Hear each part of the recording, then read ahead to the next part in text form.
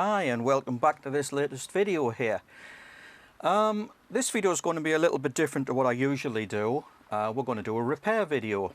Recently I've been doing some work on my vehicle and I had a bit of a problem reading codes from the onboard computer, the ECU. So I had to use a code reader to read the fault code, and I had a bit of a problem with the communications and there was things going on. Anyway, we've got a lot sorted out, and that's not really what the video is about. I don't want to get too heavily into the ECU side of it. I've had this for a while. This is my code reader. I think I got it off eBay or something. It was only about £15 or something, totally cheap. Yeah, so this is the D900. What's happened was, I was in the middle of doing my tests with the ECU in the vehicle, and it just, all of the buttons just stopped working completely. The display would light up, all the menus were there, but I couldn't do anything and I couldn't select anything because all the buttons were dead, everything. The only thing I could do was actually turn the unit on and off. So I thought, okay, well, it's cheap, just go and buy another one, another £15 or whatever they are now. And I thought, well, just for the sake of electronics, out of pure interest, why not actually have a go at fixing it, or at least find out what the problem is. So anyway, I went online, went through a few forums. There was a very little about it. There's plenty of people with the same fault, so it seems to be a very common fault with these particular units. They're just cheap Chinese devices, obviously, made at a cost. There was lots of people complaining, oh, the buttons have all stopped working. I couldn't change menus, couldn't select anything. Exactly the same fault as what we've got here. And it kind of stopped me in the middle of my job that I was trying to do. Couldn't read out any fault codes. Let's just fix it. Let's have a look at it and see if we can actually do something with it. Hope maybe it's something simple, whatever, no idea. Looking around on the internet, going through a few forums, there's a couple of YouTube videos already out there. Nobody really had any solutions except maybe one or two guys who posted, they thought it was the internal capacitors which were giving up. There's 4 electrolytic capacitors inside. I thought, okay, well, let's just give it a shot. Doesn't cost anything, so got some capacitors out the junk box and changed them, and it made no difference at all. Still didn't work. Everything completely locked. I thought, okay, well, it's not that. So I checked the power supply, you know, make sure that the power was correct. Comes to a D connector on the top here, 15-way I think it is, and it comes with a lead. And on the end of the lead you've got the OBD2 plug, which goes into the vehicle, and on the other side you've got the how many way is that? Let me have a look here. Got the 15-way connector on the end, and that basically is the lead which connects this to the vehicle. Okay, so pretty standard stuff. But because it gave up, I couldn't progress with what I wanted to do. So anyway, let's have a look inside. Let's just see, maybe we can figure something out. Taking it apart. Take the back cover off. And remove the screws. It's got 2 in the battery compartment, and it looks like we've got 2 in the lid holding the back on, so let's get those out. Yeah, okay, should come apart, I think. There you go. Right, and basically there is the insides. I've already spent a little bit of time on this. I don't need to go through every single procedure that we've done here. So just to save a bit of time, I will explain that if you take the power connector off and take the board out, it just comes straight out like that. And you've got like plastic buttons in the case. Make sure they don't fall out, don't want to lose those. Put them out to one side. That's just the battery holder, and you end up with a PCB. And on the PCB you have the LCD display and a series of buttons. Now these are the buttons that don't work anymore for whatever reason. What I have managed to do, as I say, just to save a bit of time, I have traced these out already, and if you trace the buttons, they're all common, and I haven't completely reverse engineered the whole thing, but it's enough to figure out kind of what's happening with the buttons. So as I say, they're all common, and the other side of the switches go to this chip here. Okay, which is marked as U111. It looks like U111 to me. STC chip, and all the buttons, as I see, if you trace them through, if you buzz them through, they all go to this. Now if you look this chip up, it is a 12C1052, so that's handling all of the buttons, and we know that just by tracing out the traces. Now I've looked this up, and if you look it up on the internet, bit of a strange chip. It's actually a Chinese origin chip. It's a microcontroller. It's actually a little mini surface mount microcontroller, which is quite neat. It's handling the button presses, the key presses. So that's where we are. Well, you might think, well, stick a scope on the buttons and see what's going on. Well, I've already done that. And if you put a scope on the, if you like, the high side or the open side of the buttons, and you press a button, it does indeed go between 5 and ground. So the logic levels are there. These should be getting signal or logic levels to this chip here. If you then look at this chip and monitor all of the output pins, as I've already done, what you find is that there are 2 pins on this side. You might just be able to make out those tracks there, and those connect through to the main processor, which I believe is probably that chip by the looks of it, or maybe that chip actually. I haven't traced it all the way through, but it's going up to one of these chips here, and I've got a feeling this is serial communications. It's got to be some kind of serial communications.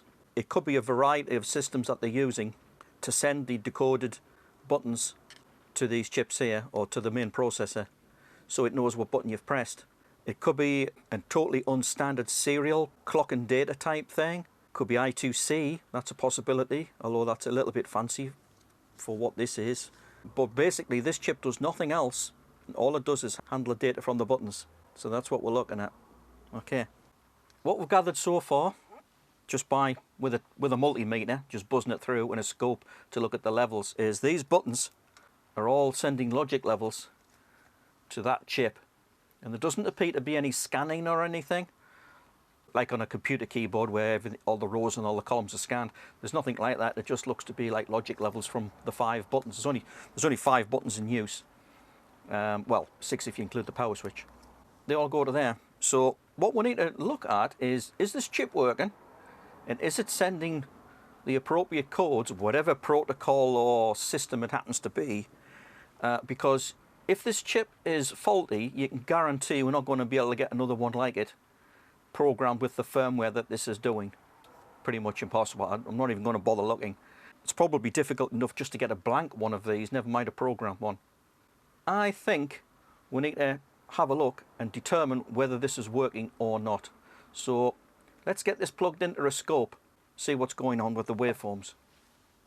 What I've gone ahead and done is connect up a bench power supply, 12 volts, just to simulate the OBD plug being plugged into the vehicle, just to get some power on. And we've now got 12 volts going in, and I've got my little diagram here which explains which pins of the connector gives us power. So it's just basically pins 4 and pins 16, or 5 and 16. So yeah, so we've got power onto the board, and as you can see, it's trying to work. And this is our fault, so I'll show you. The display comes on, but the buttons do absolutely nothing. I can't scroll, enter, or anything. It's just completely dead, and this is the original fault. Okay, so this is where we are. Got the thing powered up. That's the fault. Buttons do nothing. The power switch works. You can turn it if I hold it. It does switch off. It's interesting. That must have its own separate connection, I think. Turn it back on again, and it comes back live D900. Can scan, and yeah. So there you are. This is showing the fault. So, and we can't do anything at all. It's completely useless as it is right now. So let's have a look at the chip, get it on the scope, and just see what kind of waveforms we're getting when we hit buttons. Let's do that now. Okay, so I'm going to probe around the chip, see if we can get any activity at all. Let's see if there's a power rail there. What does that do? Yeah, that's giving us our 5 volt rail. Okay, so we've got a 5 volt rail. Chip is powered. I'm just going to go around the pins and see if there's any activity at all. So I'm going to start from the from pin 1. Why not? Okay, let's see what we've got. Pin 1, nothing. 2, whoops, that was me. 2, nothing.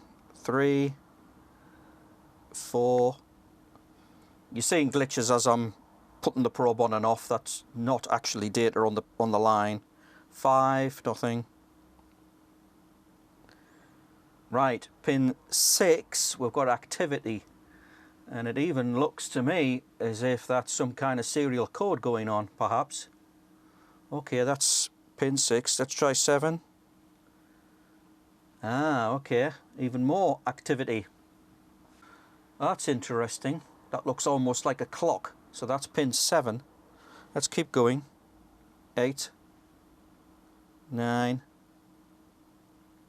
10 is ground. That's actually a ground there, but it's just not triggering, so you're not seeing it as a ground. 11, 12, 13, 14, and we're looking for serial data like we just had. 15, 16, 17, 18, nope, that's just a glitch off the probe. 19, and pin 20 is positive high. Yeah, so that's pin 20. So the only pins of the chip that seem, there's no clocks or anything like that. We're not seeing a, well, we are seeing some kind of a clock, but that looks to me as if it's one of the pins that's connected to the main processor. It's not an internal clock as such, or a clock local to the chip. Now, I've already looked at the data for this chip. As I say, it's a 12C1052, and if you look up the data, it looks as if it can actually run with an internal oscillator. Let's go through that again. So that's pin 5. Pin 6 has got some kind of data on it, by the looks of it. That's interesting. And pin 7 looks to me like some sort of clock, like a serial clock. Although there is some interesting lengthening of the clock going on here. A bit interesting. Okay, now I don't know if this is addressed or not, or whether it's just a serial, you know, clock in and read out type of affair going on here. Really depends on what the chip is. That's pin 6 again. So let's have a look at this. I'm going to store that. Trace 1. Okay, that's now saved in there, so we'll look at it later. So we're getting a ground, like a low, a high, a low. And this is all high in here. Then we're getting a low for what looks like 2 pulses, and then a high at the end. So that's kind of the data that we're getting. I'll just make sure I'm not missing anything. Oh yes, there's another one there. So actually it's 2 lows, lots of highs, a low, then high, and then a low at the very end. So that's really what we should have in the memory. Let's store that and save. Okay, that's done. If we look at the other pin, that looks more like a clock to me. That's interesting. Let's save that into the, well, actually what I can do is I can put it on dual scope, and then we can look at the 2 traces together. So that looks like some kind of data on the top trace, and on the bottom, there you go, we can see them together. Now it's a bit difficult for me to hold the probes on, so what I'm going to do is I'm going to solder a couple of thin wires to these pins 6 and 7, and then I can take a snapshot of that and we can have a look to see what on earth we're dealing with. So I'll be back in a second. Yeah, so I've now got a couple of wires soldered in, as I mentioned, onto pins 6 and pin 7. These are the only pins that's got any kind of activity on. Now, if you think about it, somehow the main computer, the processor, has to be able to examine the keyboard, or the buttons in our case here. It needs to be able to poll it. It needs to be able to see, has there been a key press. We know that there isn't anything being scanned on the keys. It's just logic levels going from high to low when you press a button. It's very simple. And I've traced them through, and it connects to this side of the chip on this side here. Now, they're just logic levels that go low and high, and that's all there. The power supply is present, so it kind of should be working, and we should be getting data from the chip. So we need to try and figure out whether the chip's working, because for some reason, the main computer, the main controller, it doesn't appear to be reacting to the signals coming from the chip, if there are indeed any signals at all. So this is the way we've got it wired, pins 6 and pin 7. Let's go and have a look back at the scope and see what we're dealing with. So we're looking at these waveforms here, and on the bottom I've got the what looks to be some sort of a clock signal, and on the top we have some kind of a data signal going on.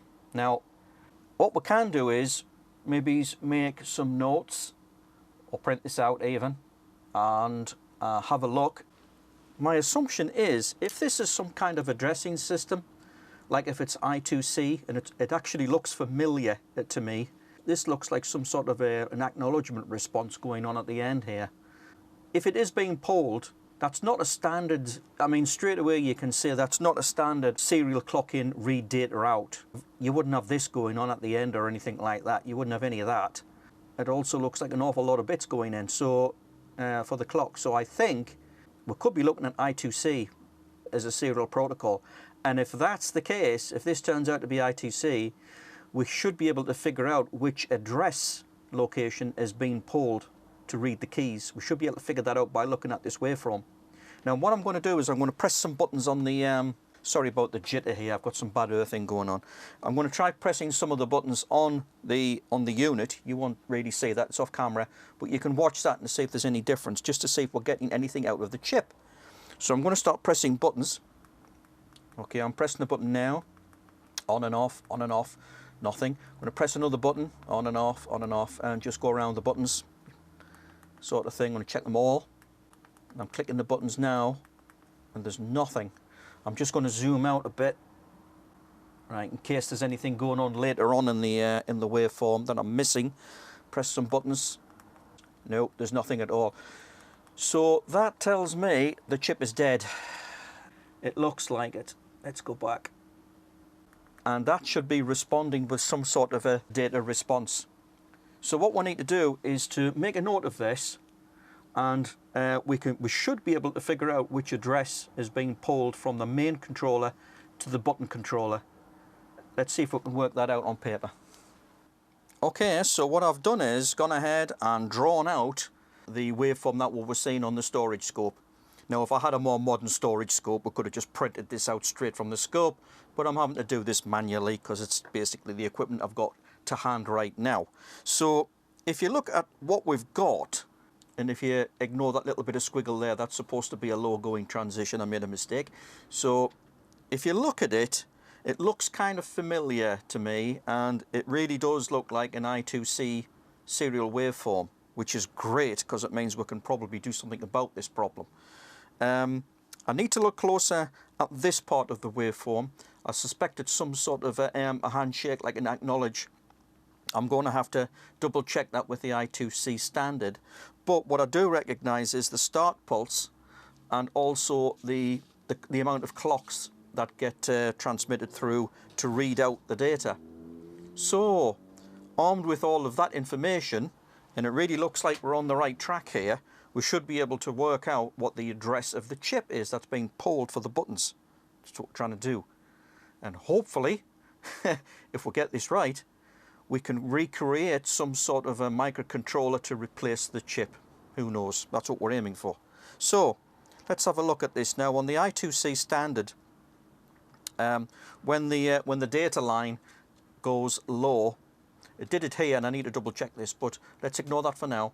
When the data line goes low, we then start to send clock pulses. Let's have a look and see what we've got. So this is a clock here. That's our first clock. Okay, that's a low, that's a high. So that gives us a 1 at that position. There's a 1. Then we've got another, this is high, so this is 1. That's a clock. This is the data. So that's a 1. Keep going. That's a 1. That's another high there. And then we've got another clock. And then we've got another data of high. That's another 1. Then we've got a clock. Another data of high. Okay. Then we've got this clock here. Now this is a data of low. Okay, so that's a 0. Can we say this? I'll move along a bit. So that's a 0. And then you've got this clock here. Okay, and that's a clock there. That gives us a 1. Then we've got this clock here. That gives us a 1.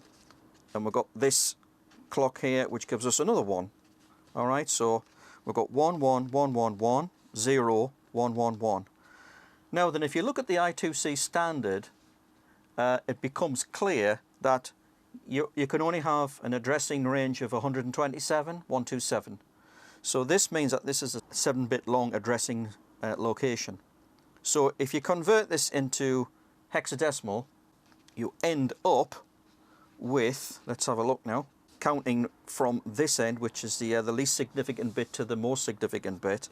The I2C standard also has the last 2 digits as a read-write mode, a read-write condition indicator, and the last is an acknowledgement. So these two are not part of the data location, of the addressing location. They're purely to say whether it's a read-write mode or whether an acknowledge bit on the end. So that's telling us something. This is actually trying to communicate something to us. So let's have a look at this. Counting back from the least significant bit, remember there's only 7 bits that we have. We don't transmit an 8-bit byte, which would be like normal for binary. 1, 2, 3, 4. Okay, halve that. 1, 2, 3. So this is the 3 bits of the upper part of the addressing location, and that's the 4 bits of the LSB, the lower part of the location. So what do we get? Well, let's convert that into hexadecimal. 1101. That's D in hex, and this is 7. 111. That's our 7. You could imagine it with a leading 0 at the beginning, because you know, if you made this a 4, like a nibble, like a 4-bit length, you would have 0, 111. It's the same thing. They just don't transmit the 0. Okay. So guess what? We've figured out what the address of the button reader is, and it looks like it's at location hex 7D. That's the read write. That's the acknowledge. And we've done it purely by reading out the data from the storage scope. I'll need to double check these start conditions, but I'm pretty sure it's just to do with the start of the protocol for I2C. I'm not familiar enough to remember exactly what that is. Yeah, we've got a start there. We've got a 111, 1101. That's the address. And then you've got the read write, and you've got the acknowledge on the end. And these are all clock pulses. Like I say, we could tell straight away that this wasn't some simple, you know, clocking and read data out system without any, without any addressing or protocol or anything, like a serial register. We know that isn't the case because we've got these irregularities going on and strange extra lengths going on as well. So it's kind of suggestive that, you know, once you've seen patterns like this, like the start condition enough, you realize this is I2C. So fantastic. This gives us a shot at repairing the the chip by replacing the chip with something else. We can put our own microcontroller in there, we can program it ourselves, and we can get the thing up and running. And it's location 7D. What we do not know is what the buttons are supposed to deliver. We know where the chip's located in the addressing scheme, it's at 7D, but what we don't know is when you press buttons, what kind of code should we be getting? You know, what should be going on? What there would be is a response after that, which I haven't drawn down, and we're not seeing it on the scope because the chip's not working. But there would be a response code depending on which button you press, and that's going to be a little bit tricky to figure out. I think what we might do is just do some sort of a scanning system, write a bit of software, and just scan through all the codes, and we can see which button does what effect, and then we can sort of reverse engineer it from that. So that's going to take a little bit of figuring out. There's only 5 buttons, 6 if you include the power. It's not going to take that long. You know, there's depending on how many pins it's actually in use. Like I say, it's transmitted in parallel from all of the buttons to presumably some sort of a port location on the chip. So it's not going to be that difficult to figure out, but it might take a few, you know, might take a bit of time to reverse engineer exactly.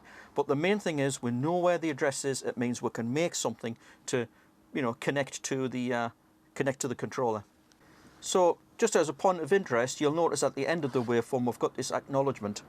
It was still high, so there wasn't any acknowledgement back from the chip being pulled. Remember, all this is coming from the main reader microcontroller. It's all been sent to the button reader controller. Class 1 is the master and class 2 is the slave. So the button reader is the slave chip. This has been sent to the slave, and the slave was supposed to actually come back with an acknowledge which would have pulled this low, and it didn't. So that told the main microcontroller that it wasn't responding, and there's no data after that what we would have expected to see if the chip was responding is something similar to all this again, but further here with a button code returned. Which button have you pressed? And there's no acknowledge. That's because the chip's broken, it's faulted, it's dead, it's not responding. The main controller knew that because the acknowledgement was not returned. So that's kind of what's going on here. Yeah, so I've made some rough notes about the STC 12C1052 microcontroller, figured out what's actually been connected.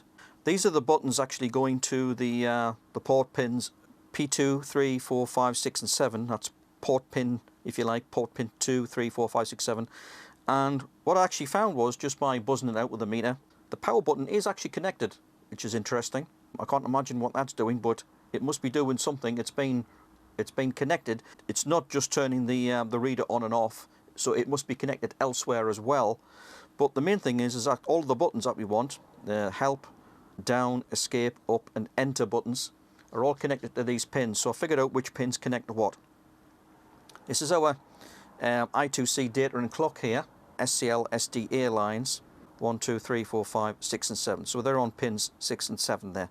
So we figured it all out. We've got positive on that pin, positive 5, and we've got ground on that pin. And that's kind of it. None of the other pins are connected on the chip, so we pretty much have this nailed down. So all we really need to do is make a translator, make our own microcontroller to translate these buttons to whatever codes that we come up with, send it over the I2C bus, responding to hex location 7D, which is what we figured out.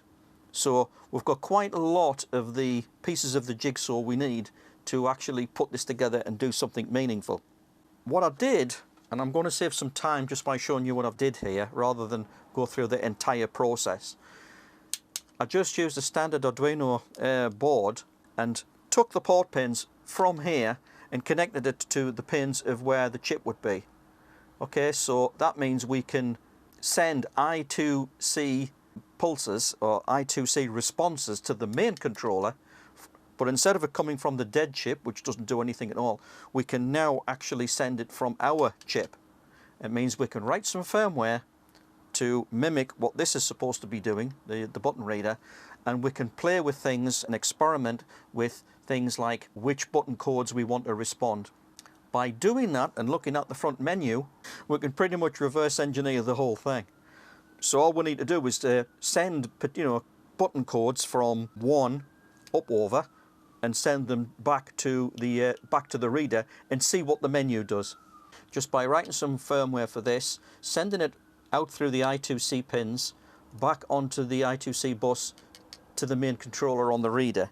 And by changing those button codes, we can mimic any button press we like. Once we've come up with a chart, we can actually say, okay, that's what code we need to send for a particular button that's pressed, if that makes sense. So this is going to become like a translator, and we're using a standard Arduino board here with an Atmel 328P, which you've seen us use in lots of other videos. It seems to be my preference when I'm doing DIY home things, just because it's easy and quick. Yeah, but I mean, you could do this with any other chip. You could do it with a PIC chip or anything else for that matter, as long as you can physically get the thing to fit inside the unit when it's finished. So really what we can do is develop the codes that we need to send to the I2C bus dependent on the buttons that's been pressed. Okay, we are at the workshop computer and we're looking at some firmware here. So we're trying to replicate the translation of buttons from the OBD reader, the 5 buttons, to the appropriate I2C responses back to the main microcontroller within the reader. So after some work, we've ended up with this, and all this is really doing, I'm using the wire library, which is basically I2C enabled within the Atmel device. So we actually have access to I2C availability here straight from the Arduino library, which is great. It just takes away so much work that we can just write to and read from the I2C bus straight within the chip. What I've actually done is figured out what all of the buttons give as a response.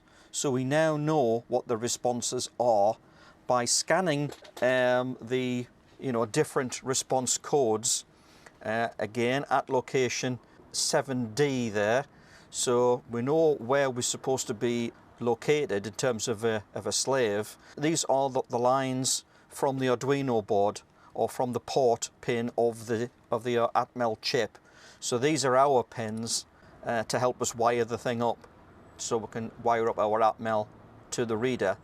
And I'm using PD2 for help, PD3 for down, PD4 for escape, PD5 for up, PD6 for enter, and PD7 is connected to the power switch, but like I said earlier, it doesn't appear to actually be implemented, but we'll connect it anyway. Maybe one day we'll figure out a use for it. But yeah, let's just keep it complete. They have it connected on the original, so we should do the same. And for our I2C, we've got PC4 is SDA and PC5 is SCL. So that's our two I2C wires, if you like, going to the bus. So these are our connections from our Atmel going back to the microcontroller. As I say, we're using the wire library, which makes life very simple. Scanning down, we are going to be reading buttons, or in our case pins, from the port. PD2, PD3, PD4, PD5, PD6 and PD7 are our incoming port pins that we're going to read, and we're going to remap those pins using a little lookup table here. When we get PD2, if you like, button 2, it's going to give us a response of 7. Button 3 is going to give a response of 6, and so on. Basically a translate table. Button 7 is going to, or PD7 is going to give us a response of 8, which is the power button. Not quite sure what we're supposed to do with that, but we're sending it anyway. We're going to connect it anyway. Yeah, we know we're at 7D, which is really the most important thing. At least we know where to locate the you know, the actual slave device, and we're going to initialize that. We're going to read buttons. This is our check buttons function with a little delay of 20 milliseconds between scans, between reads. On the request event, we're going to be looking for the request from the master, and this is where we send our response. So this is the if you like, the answer back to the main microcontroller from us, from the slave. So we're going to send data back in this function, and we're going to send the whatever's in here, which is data response array here. Okay, so that's going to be the data getting sent back. Initialize the buttons. This basically sets up our port registers, our port directions and input pull-ups. So we're going to set up the DDR, the data direction register, as inputs, and we're going to set those all to enable pull-up. That means we don't need any external pull-down resistors or anything like that. We're just going to have internal pull-ups, and the buttons will pull to ground. It's exactly the same way they've done it with the original chip, just copying the way they've done it. So all the hardware is exactly the same. And we're going to check for buttons, and a little bit of, if you like, translation going on here. Basically, our port pins are being translated to the response data there, which gets sent in the response request. So that's kind of it, and that's really all. That's all that's to it. It's pretty straightforward. So this is the firmware. What we can do is load this into the Atmel, get the thing wired up. So now I have already done some tests. I'm skipping ahead a little bit here, and just to save a bit of time in the video, to be honest. But I've already done some testing in order to find out what these button values were. Had a bit probe around. It took a while. We had to experiment with the values, but this is what we found. A little bit of reverse engineering taken there, but these are the responses that we needed to send. So we're pretty sure this is going to work once we get the whole thing into the chip, and then wire the chip accordingly using this using these pinouts here. Wire the chip accordingly into the unit, hopefully actually fit the chip into the reader itself. Now, another thing I'm going to explain here is that we're going to be setting the Atmel chip as an internal 8 MHz clock, so we don't need any external crystal. It's going to be internally clocked, and it's also going to be reset on switch on by tying the reset high, I believe it is, it will actually, with the correct fuse settings, it will actually reset as soon as you power the chip on automatically. So again, that gets rid of an external capacitor and timing resistor. So it's very, very minimal hardware setup. There's not going to be any external components to the chip. Maybe it's a decoupling capacitor across the power rail, and that's it, which is already on the board. So no external clock, no external reset, just completely internal everything. And these buttons here will be translated and sent back down the I2C to the microcontroller in the reader. So that all said, let's program this into the chip, and let's get the chip into the reader. Yeah, so when it comes to actually programming the Atmel 328P, I've decided, rather than using my usual AVR ISP programmer, to use this. Now this is it's actually a little bit old, that now. I think these are a little bit out of date. This is the STK 500 version 2 programmer, and it works through serial COM ports. That's how old it is. It's got no USB on here. But the good thing about this programmer is it's a high voltage programmer, which means you can easily burn 328Ps very quickly. It's a parallel high voltage programmer, programs the chip very quick, and also you can change all of the fuse bits within the chip as well. So if you mess anything up, like if you put the reset pin into the wrong state or something, when you blow the wrong fuse, this will actually allow you to recover the chip, which would otherwise be bricked and you'd be locked out. So you need a high voltage programmer like this to get the chip back into its original state. Now, you could actually just use a normal programmer to program the chip. You don't really need to do this. It's just handy to have something like this in case you mess up the fuse programming within the chip. Like I said, this can recover the chip if you get a problem, if you make a mistake or anything. It also programs very quickly. So I just wanted to mention that I'm using this as the programmer to get the data into the chip in the first place.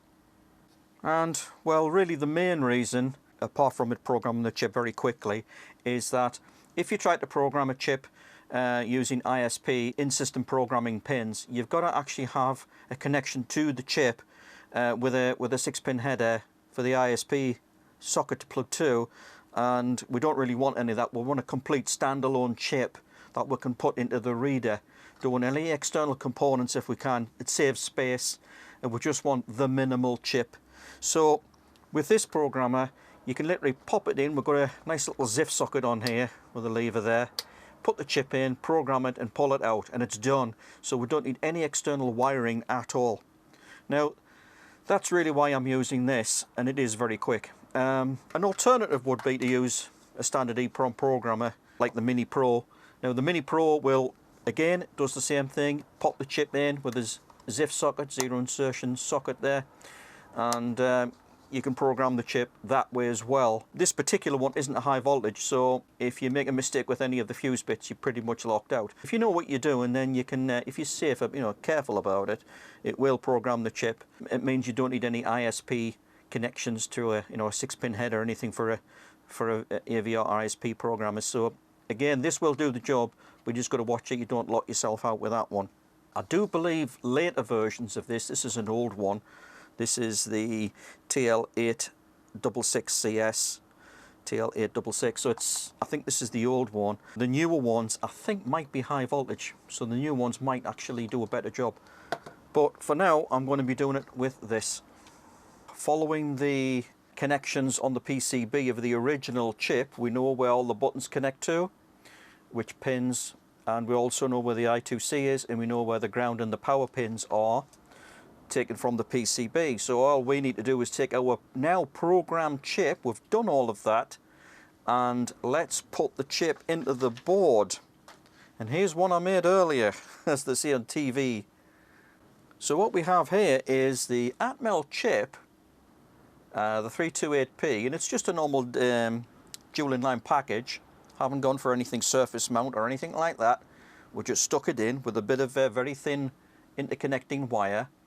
And you'll notice the chip is on its back, so it's facing down over with the pins up in the air.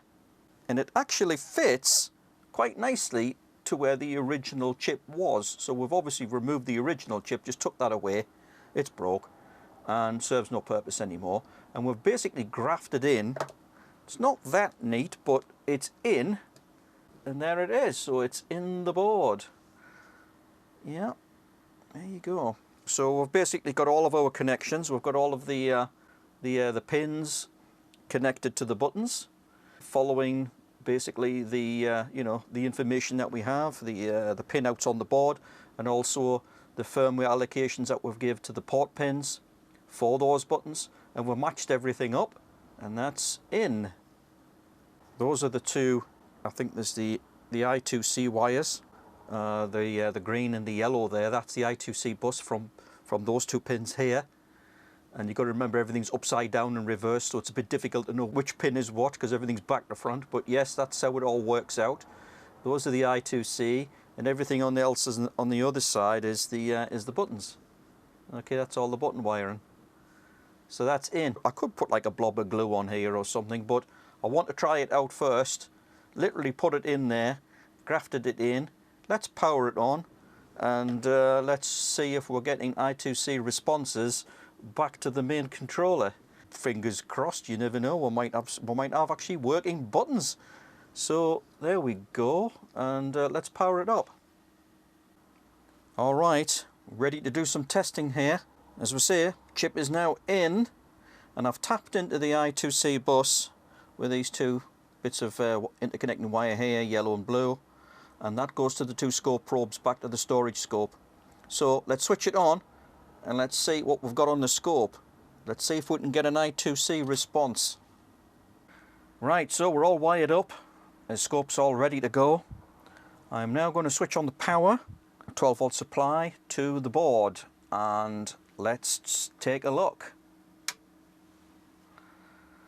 And now of course I've got the power on, but there's nothing happening because I haven't switched on the power button on the front of the reader, so I need to hold the button for a second on the front of the reader. Let's do that now. Oh, that's a lot of activity. Haha! Now that looks very different to what we had before. Right, so on the bottom we've got our clock again, and on the top we've got a data response. Now the difference here, this looks very good because, so there's our 7D request, looking at location, it's polling location 7D as we've already talked about earlier there, but we didn't have anything as a response before. Now we do have this second half, which is the reply back from our Atmel chip back to the main chip, and I don't know why it's flicking around. I'm sorry about that. Don't know what that's all about. So that's the request at location 7D. This is the response back that we're sending. Let's press some buttons and see what happens to that response. So I'm going to hit a button now. Okay, let's try this one there. And you see that's changing there. Press, release, press, release. I'll try another one. Press, release, press, release. Those are the response codes coming back right there to the request at 7D. It's working! But is it sending back the correct code? Does the reader work? Let's go and have a look at the reader display. Let's see what we've got. But we have got a working response, which is fantastic. Alright, moment of truth time. Chips in. Scope looks good. We're getting something as a response. If all of the reverse engineering work that we did earlier is correct, we may have a functioning unit. Let's put the power on. I'll just get rid of this light here. Hang on, is that better? Right. Okay, so the power is on.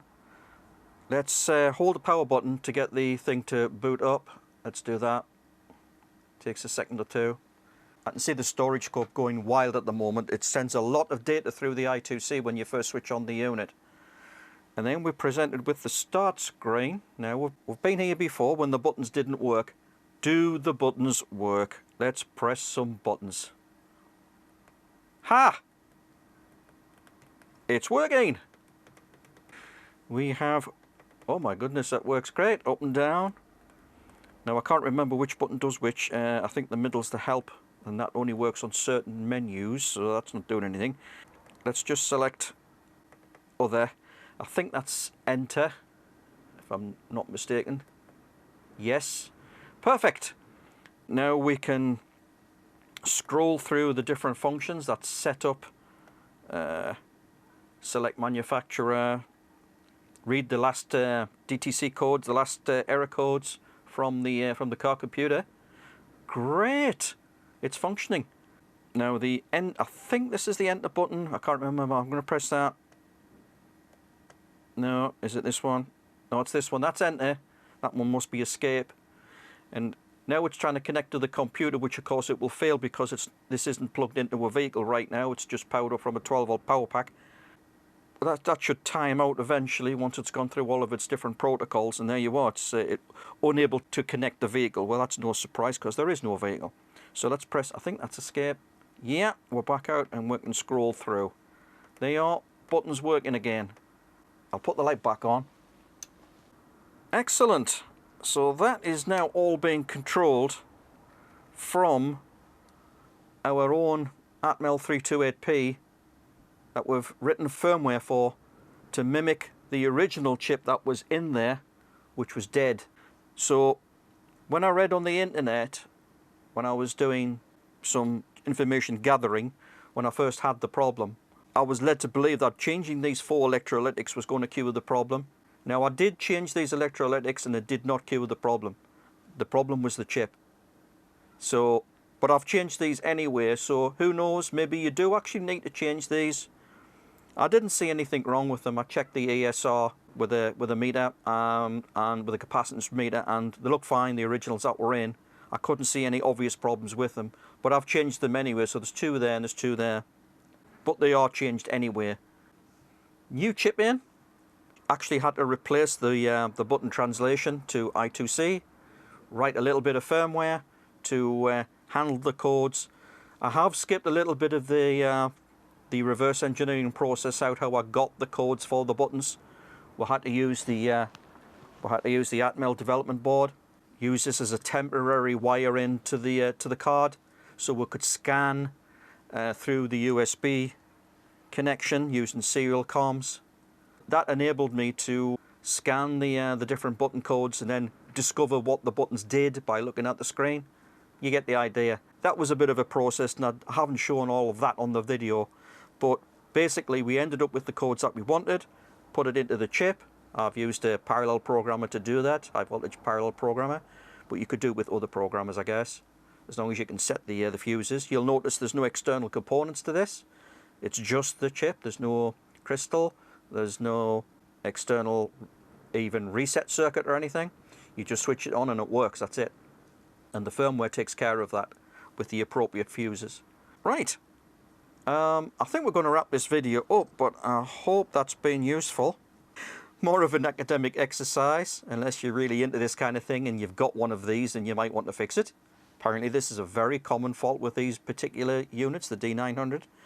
And but you can buy these very cheaply, so honestly this was a lot of work just to do this, and you probably could have gone out and bought a brand new one for about 15 to 20 pounds. Is it worth the effort? But it's good fun, bit of reverse engineering of the protocol. We've worked out the location of the device, 7D in hex, and figured out what the codes for the responses were from the buttons, and we've got a working unit again. I can now put this back in its box, hopefully continue where I started, trying to read fault codes out of my vehicle. Because I had to stop, because it broke. So I hope you found this enjoyable, informational, educational, and if you did, please give it a thumbs up, and don't forget to click subscribe.